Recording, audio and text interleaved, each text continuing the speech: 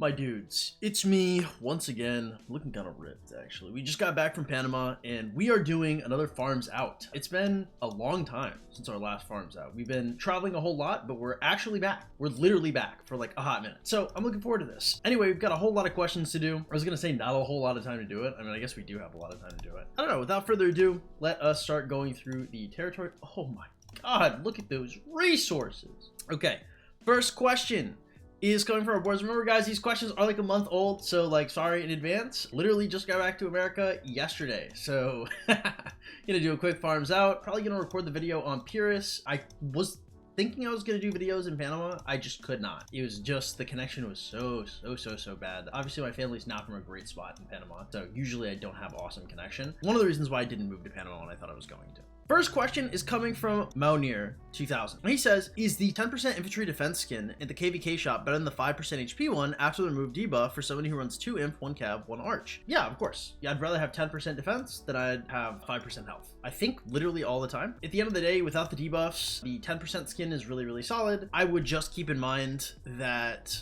if you have access, like I don't know if you'd buy the 10% infantry debuff skin when you could buy Twilight Falls. I think Twilight Falls is probably just better. Maybe that's just me. Next question from ZKX.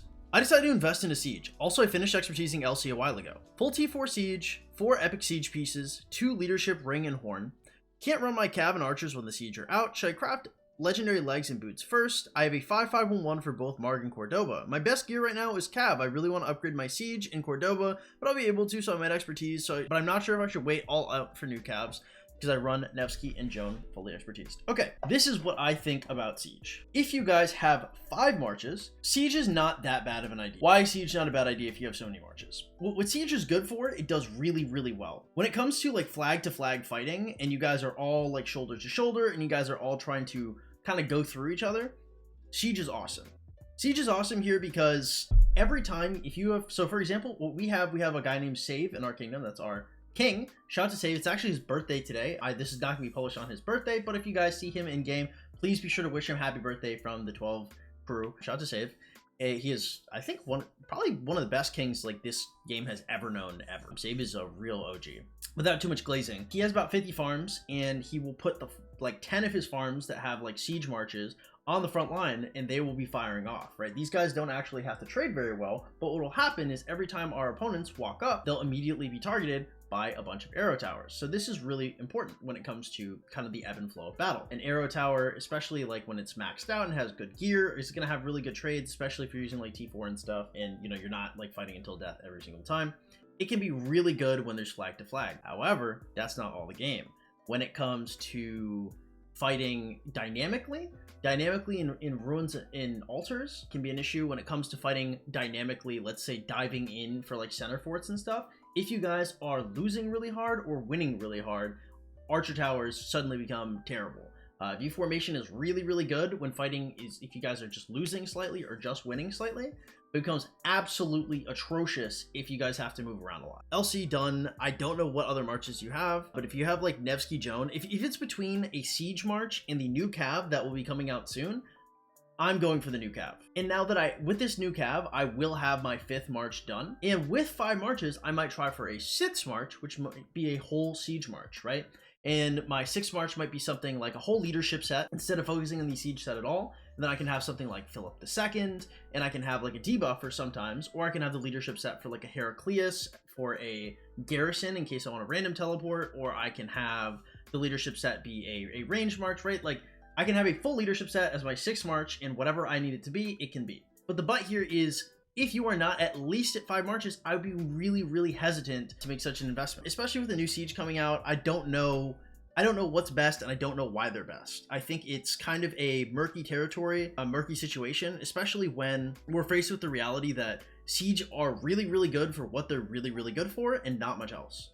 So just be careful with how hard you invest in it. And if you're over investing, you know, make sure all your other marches are done, and perhaps you have extra sculptures before you consider going too hard into siege. Food for thought there. I would wait for the new caps, but this is a month ago, so you probably did. Next question is from XSum Gaming.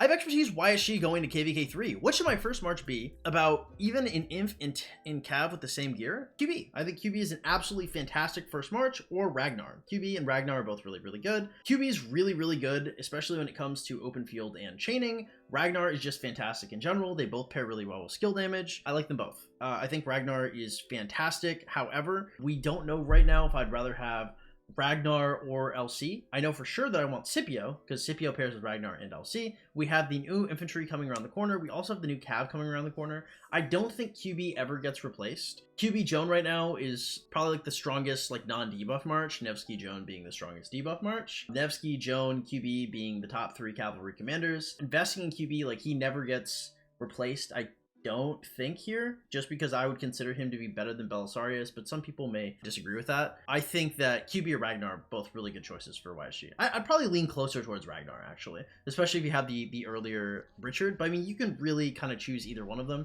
especially because Cav comes first. So I mean, that might be more of dealer's choice. I like Infantry, so I'd probably go for Ragnar. I also really like him. I immediately expertised him as soon as I got him.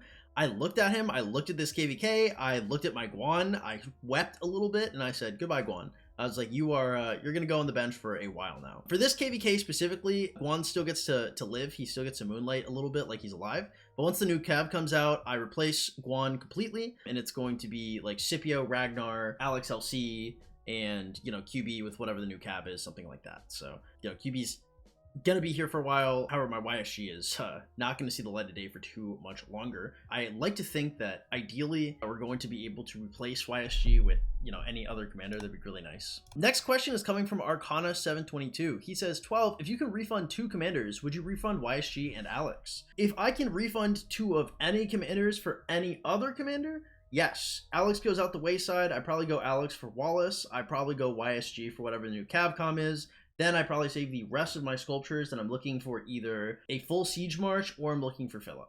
I think that's how it goes. Or actually, I don't know if I necessarily want to go for Wallace. It depends on how the refunds go, right? But if the refund is there for like a while and I just get like the straight sculptures, because it looks like it's going to be a swap. It might be a swap over like the same troop type. I don't know what the time frame is going to look on it. I don't know if it's going to deal with new releases. I don't know how many we're going to get. Right now, like, people are asking a whole lot of questions about stuff we really don't know too much about.